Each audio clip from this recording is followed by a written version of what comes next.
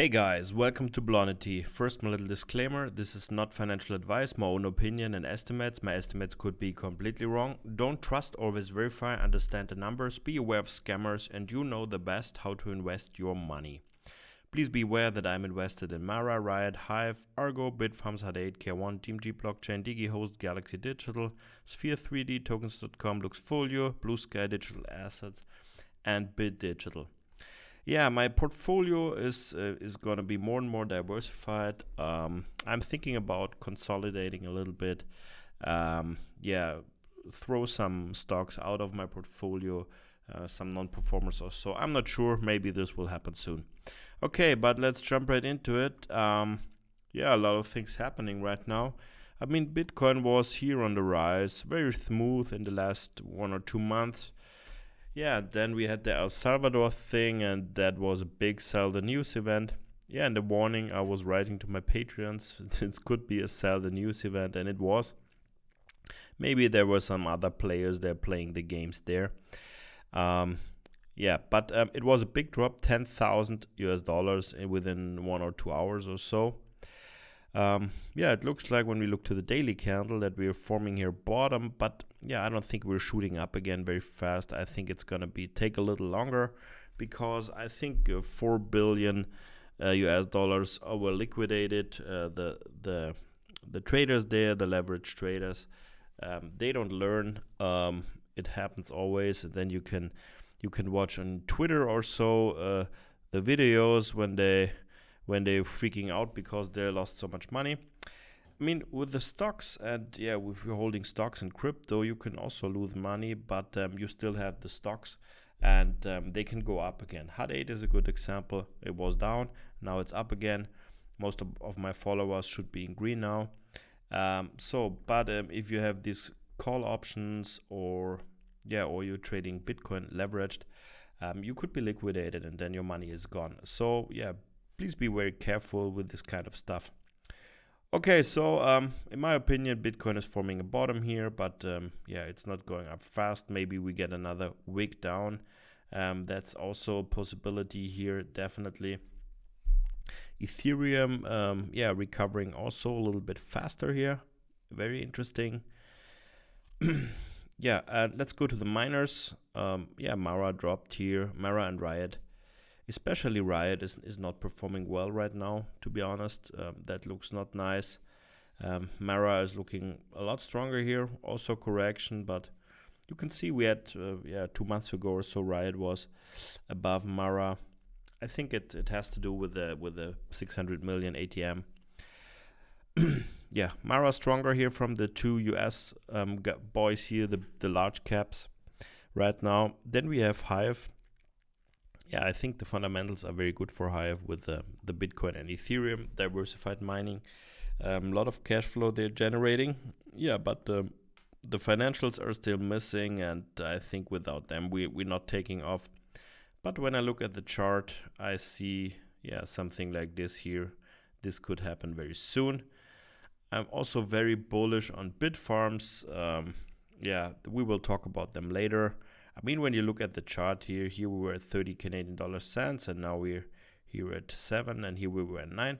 So it's, if you put a line to the lows here, it's only going up. And Bitfarms looks right now, in my opinion, very undervalued. Let's jump to HD8. I think the Nasdaq chart is a little bit more interesting because of the insane volume here. We had this round bottom here, and now we're rising. I don't know how far it goes. I think at some point there will be a short-term correction here for HD8. We will not go vertical here forever, but I think there's still room to grow, but maybe it's time for consolidation soon. I don't know. The thing is, I was really overweighting HD8 in the last few months. I think you know this when I posted my portfolio. HD8 was a big position. I added on the big dip here, and it has grown to such a big position. I'm very happy that I was holding hard here. And I said I'm rebalancing my portfolio right now, and that's what I'm doing. So I'm selling hard and buying more Bitfarms, Hive, and Argo. because in my opinion they look right now undervalued, but I'm still holding more HUD than Bitfarms, Hive or Argo right now in terms of US dollars. So that's for sure. I think the volume here has gone crazy. I'm not married with one stock. I think that's very important to understand. HUD8, yeah, I mean, I'm following the model, and when my model tells me buy one stock, then I'm buying it, and when it says okay, sell a little bit, then I'm selling it. And yeah, that's what I'm doing right now, rebalancing the portfolio. Okay, so HUD8, yeah, recovering today, 2% in green, incredible here. Yeah, DigiHost and DMG, they're still underperforming here. The big story today is maybe Luxfolio here with a big breakout. Here, that's nice. I think that line here is not interesting anymore. Yeah, I think we have this breakout here, and that's very interesting. It's a small cap, so it can rise very fast in my opinion. Yeah, Argo, that's a sad story here still. Hopefully we see something like this here, like HUD8 did. Yeah, we know Nasdaq is still missing. We need Nasdaq. Look at the volume here. I mean, is it negative or what? Look here in January, that was a great hype stock then. And yeah, but what I know is from the past, when this happens, when the volume goes to zero and so on, that's probably the time to buy. Because Argo is not a bad company, they will get new miners and they will get to Nasdaq. I hope so, very soon. And yeah, then we will see the stock rise here. But right now it's a little bit sad. Also, the Sphere 3D, Annie or Griffin mining soon. Yeah, they're going crazy a little bit. I'm day trading this thing right now. I'm holding it too, but yeah, it's very profitable for day trading right now. Okay, so yeah, that's the charts. Let's move here into the monthly updates here. Yeah, DigiHost, they produced 44 bitcoins. When we go here in July, 51. I mean, July was, in terms of difficulty and hash rate, it was great for the remaining miners, so that was incredible. August, also very good result here for DigiHost. They have 200 petahash, but what I really want to see now is new hash rate coming online.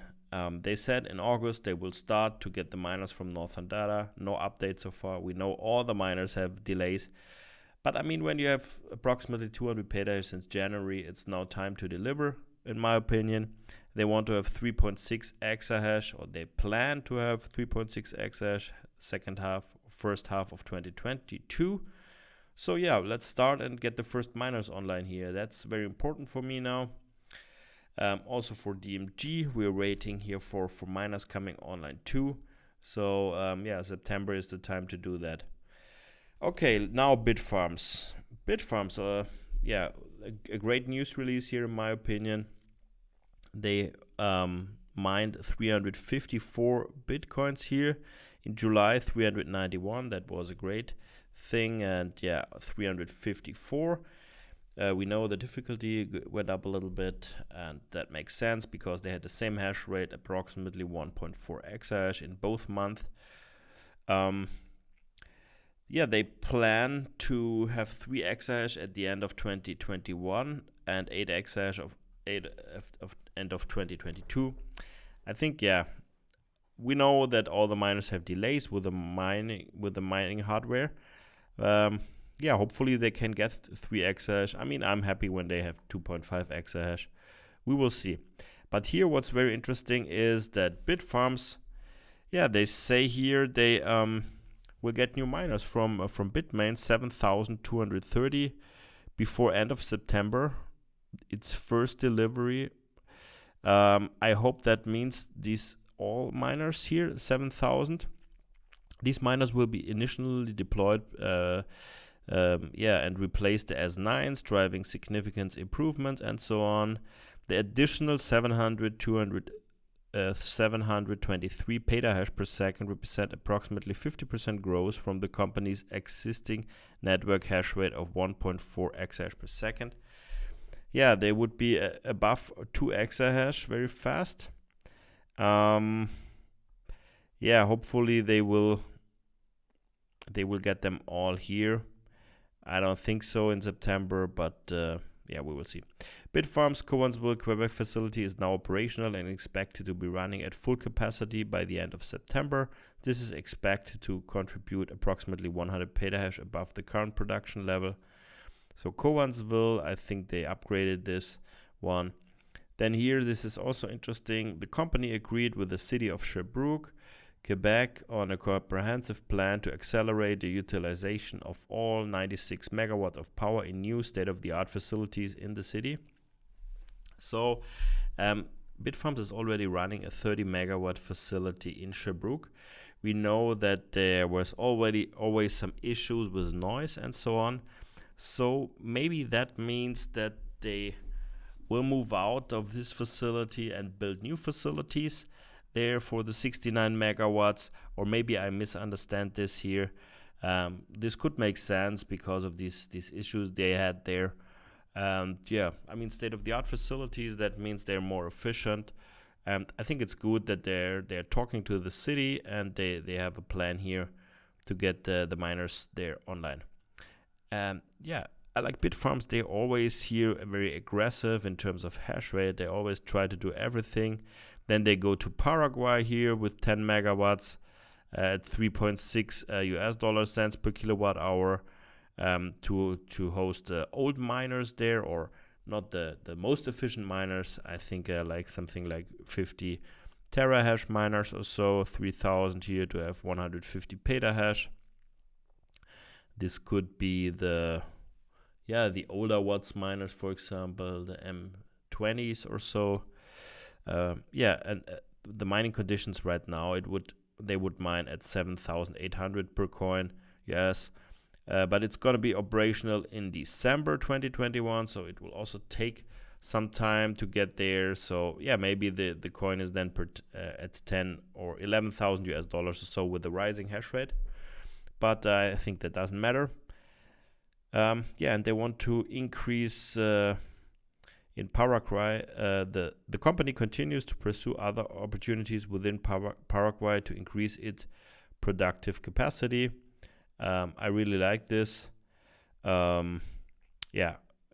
Expansion is always important for a Bitcoin miner here because it's hash wars. You can say what you want, but then here Emi Grodzki says, as we work to execute on our growth targets, we are aggressively pursuing opportunities to add new infrastructure to support our equipment acquisitions and look forward to reporting on even greater infrastructure growth in the month ahead. So we know that they want to build a facility in Argentina there. Maybe they have some other stuff in the pipeline. So Bitfarms is always surprising. I mean, look at the chart, look at the gains there. We have 30x in less than a year. So I'm very excited for Bitfarms, and I'm shifting now some funds into Bitfarms. Yeah, let's go to Hut 8. I mean, first of all, let's go first to their new website here. I really like this one. That looks incredible. I mean, the old one was so boring, and yeah, but look at this one here. I mean, I really love this here. Great stuff here, to be honest.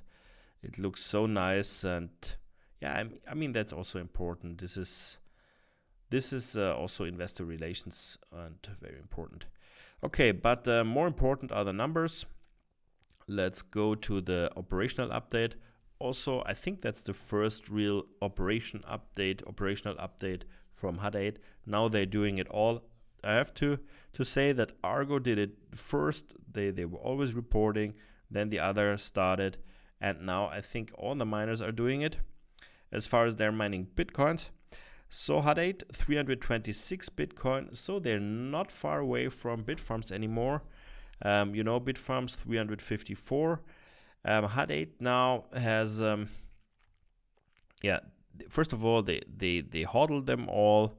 We know this, 4,450 Bitcoins end of August, and it's growing. They added 1,000 micro BTs and 92 petahash. They are now at 1.37 exahash, so also close to Bitfarms here. They are at 1.42, so that's very interesting. And yeah, they're mining 9 to 10 Bitcoin. When we go to whatomine.com, we can see at 1.37 exahash, you mine right now 9.5 Bitcoin, so that makes sense.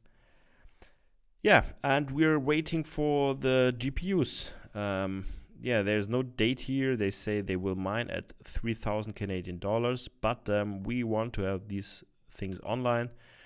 We expected it for August. So far, no news there. So yeah, we know that all the miners have delays, but that would be great to support the price right now for HUD-8 if these CMPs or GPUs go online, these NVIDIA, to mine Ethereum, because Ethereum is still very profitable in mining, you know. Let's go to Argo Blockchain. 206 Bitcoin mined in August. Compared to the competitors, that was a little bit disappointing. But to be honest, with these close to 1.1 exahash, Argo is every month always a little bit underperforming compared to the competitors. Maybe they have some downtime because of electricity there, but I think it's more likely that the T17s from Bitmain, that they are not running as they should. But it's okay. For me, I have calculated all this in my model, so Argo has a little bit more downtime, and this is no news for me. I see this every month, and yeah, I can deal with it. They sold a few Bitcoins. That's okay. They're now hodling 1,659 Bitcoins. Yeah, Argo right now has a difficult time, to be honest. I think what's important, I don't think they mentioned it here, but I think Peter Wars said it, or it was in a Q&A, that the new miners, the 530 petahash or so, the first batch should arrive in September. We know that it's going to be Bitmain, and Bitmain is always delayed. We will see. It's September, and the next one in October. So I mean, that would really help Argo to get the Bitcoin mining up here. Also, the Nasdaq will help. The Nasdaq IPO, they will launch soon. So I'm loading up right now on Argo, because when I look at the chart, I've shown you the volume is at 0. People are leaving Argo. They say, oh, they will never recover, and that's exactly the time when I start to overpay. Yeah, I think it will pay off finally. Let's move to Mara. Yeah, Mara right now, today not a good day, -5%. But on the operational side, 470 Bitcoins here in August. So that's a record. 6,695 BTC on HODL. And I mean, when you look to the forecasted hash rate growth, I mean, that's a little bit scary for the competitors, I think. I mean, if they can get the machines and if they have the infrastructure, I know a lot of ifs. And to be honest, yeah, I mean, that looks insane. And I don't think we will have it this fast. I think there will be delays too. But yeah, if they have something like, yeah, let's say 6 exahash at the end of the year, somewhere here or so, or even if it's 5 exahash, that would be insane. An insane big miner. Yeah, I mean, they're mining close to 500 Bitcoins right now. They say they have right now 2.3 exahash. Hopefully they can ramp this all up. Let's move to Riot. They haven't posted an operational update for August. In July, they mined 444 BTC. I think in the last news they said they had 2.07 exahash, so they should have mined approximately the same amount as Mara, I think. And they want to be at 2.5, 2.6 exahash at the beginning of September, so that's now. We will see whether they can deliver. I mean, Riot right now looks very boring when you look at the stock, and they're a little bit quiet and so on. It's easier to play, to communicate with other companies and stocks, to be honest. But yeah, chat, Harris here. This is the CEO of the Whinstone Data Center in Rockdale, the big 700 megawatt facility they're building there. 300 megawatt they already have, and now they're adding 400. And I mean, look at the facility there. What they are building, these are the 3 buildings, and now they're adding here 4. Look at these huge transformers. I think these are, that's incredible what they're building there. And they will soon have 700 megawatt of infrastructure somewhere in 2022. That's a big advantage. Okay, chat. Thanks for this.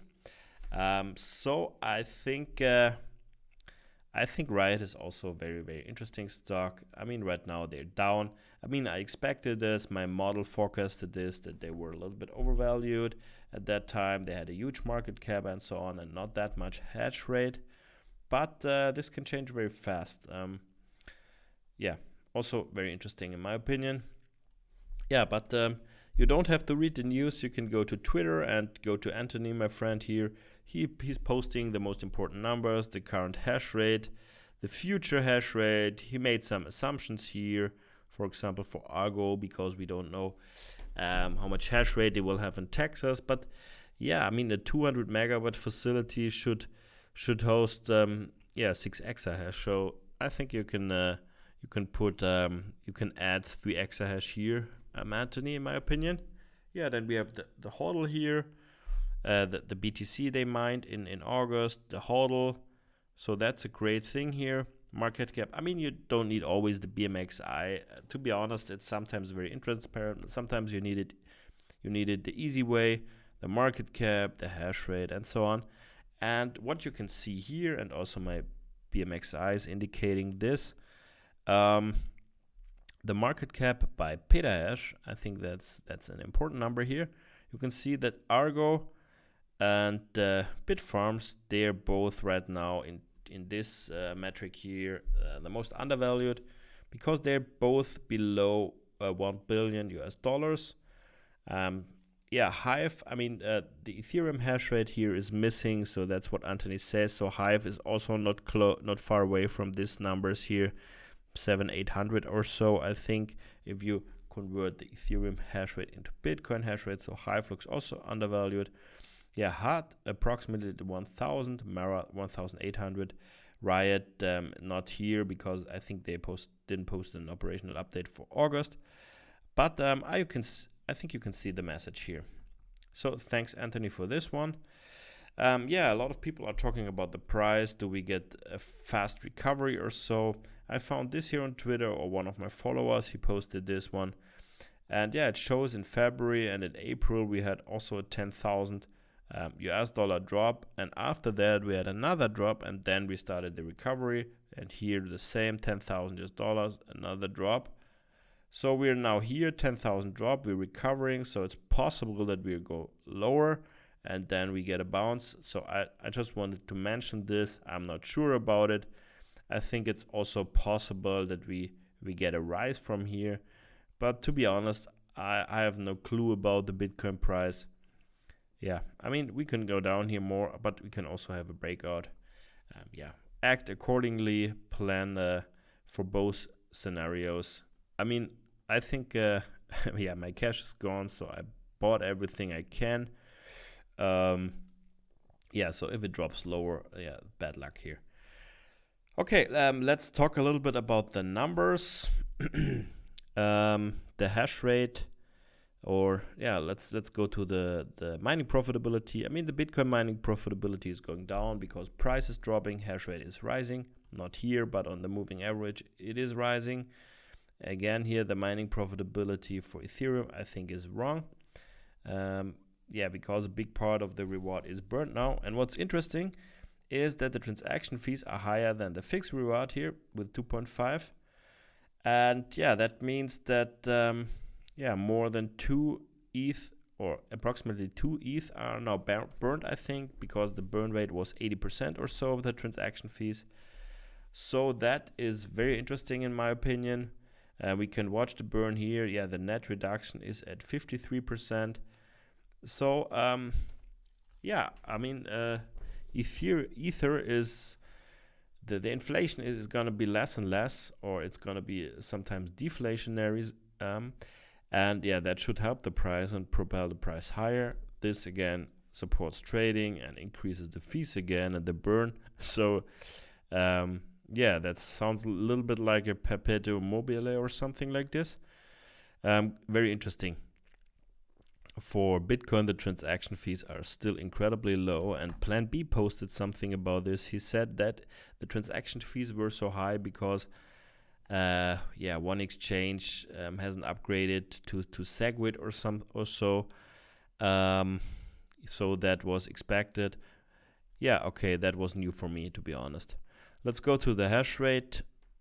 132 exahash here right now. So we are rising since the huge drop. Not as fast as Ethereum. I mean, the drop for Ethereum was not that big, and yeah, but the rise is even bigger. So we're making new all-time highs every day for Ethereum, despite the threat of moving to proof of stake for miners. The Bitcoin difficulty estimator is approximately at 0, but we still have 13 days. The last adjustment was at plus 4.5%. So of course difficulty is rising because the hash rate is rising. And I think the next one is going to be also positive. Yeah, I mean, that's how it is. But it's also bullish for the price, I think, when the hash rate is rising. Okay, guys. So thank you very much for watching. Hopefully we see a recovery soon here. And see you in the next one. Auf Wiedersehen.